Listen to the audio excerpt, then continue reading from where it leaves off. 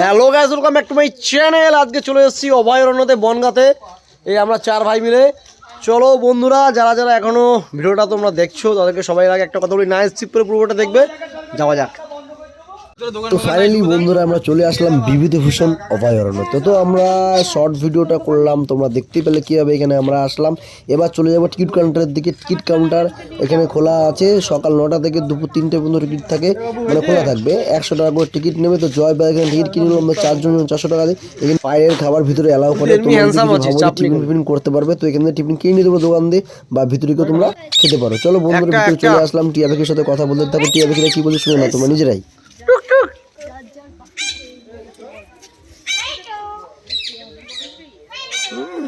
লাল টিয়া, ওই লাল টিয়া ওটা নিজের বাড়ি। এই দেখো তো মিটো মিটো কাট কাট কাট কাট কাট কাট কুট কুট কুট কুট কুট কি আছে? ওই দেখো ওই দেখো।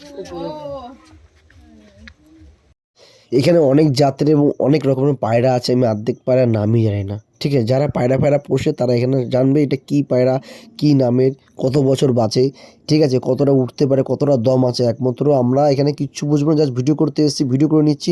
তো এখানকার ভাইরা সব হাঁপিয়ে গেছে, সারাদিন গাড়ি চালানোর পরে ক্লান্ত।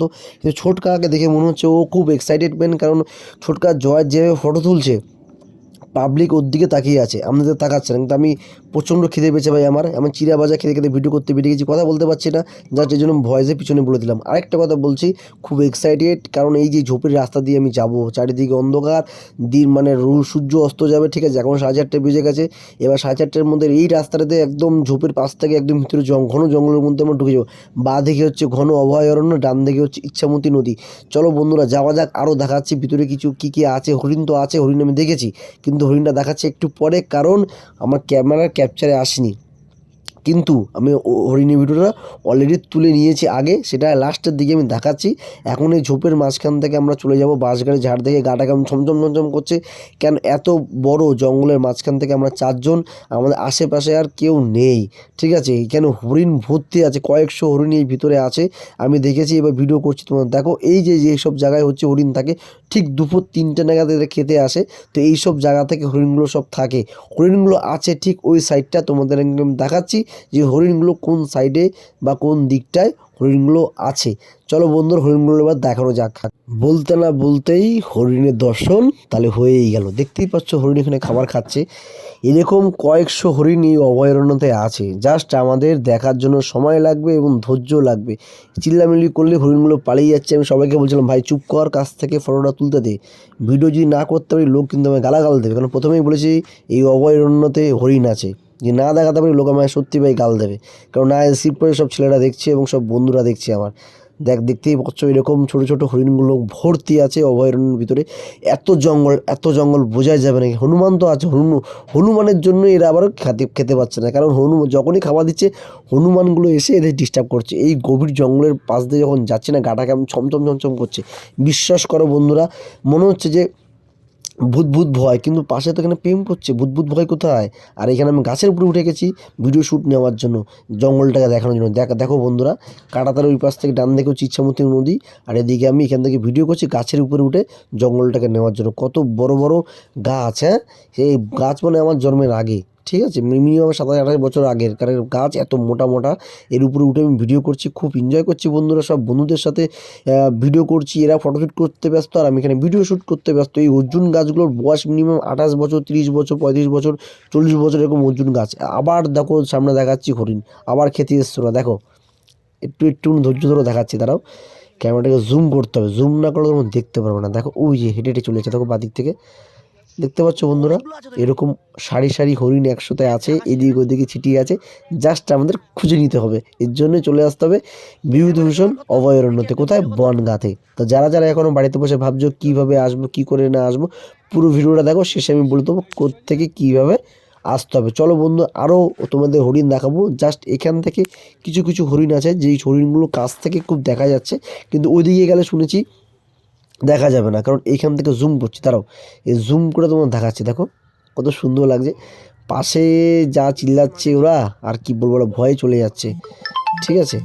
আর তার থেকে বড় কথা, আমার একটা ফোন আসলো এখানে, বিকজ কিছু মাইন্ড করো না।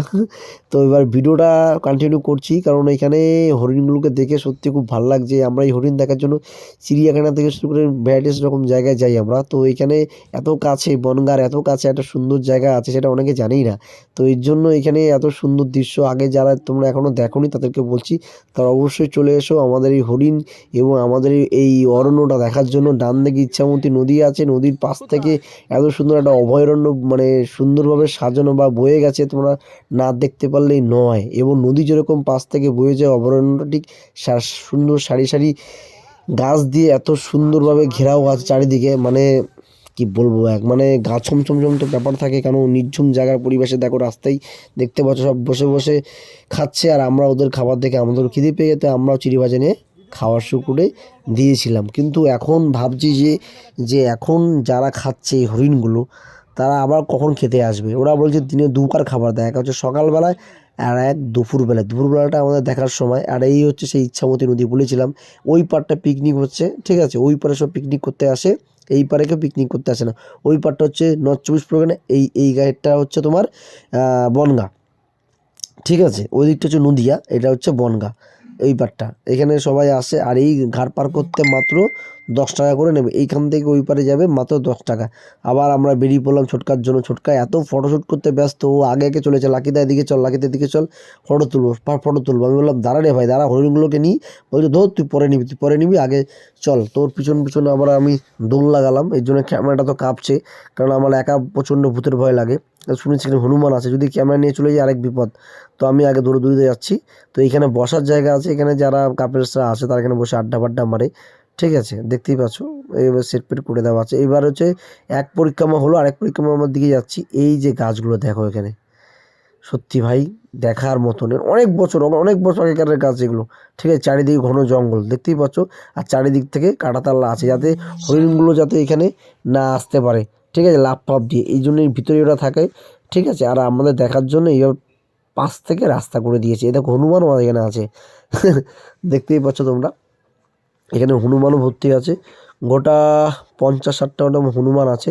দেখো সব হরিণরা এখানে খাচ্ছে। এখন তোমার হচ্ছে অনেক অনেক বাজে, তাও 5টা বাজে, ঠিক আছে। তো এখানে খাচ্ছে 3টের সময় খাওয়ার টাইম, ওর 3টের পরেই আসে, 4টে 5টার সময়।